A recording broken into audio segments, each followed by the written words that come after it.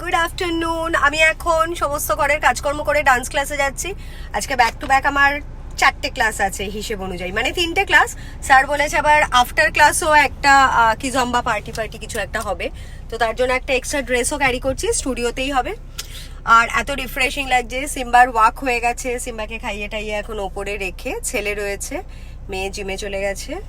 তো ইয়েস, খুব এক্সাইটেড। প্রথমেই গিয়ে বলিউড ডান্স আছে, তারপরে বাচাতা আর সালসা ক্লাস আছে, আর লাস্টে 9:30 থেকে 10:30 অবধি কিজম্বা ক্লাস।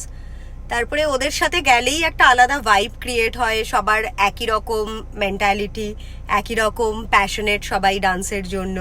তো ওগুলো নিয়েই ডিসকাশন হয়, অ্যান্ড একদম এত মানে টক্সিন রিলিজ হয় এই সবগুলো করে, ব্রেন থেকে এত ফ্রেশ হয়ে যাই। তারপরে কালকে মনে হয় যে আবার আরেকটা নতুন দিন খুব সুন্দর করে শুরু করব।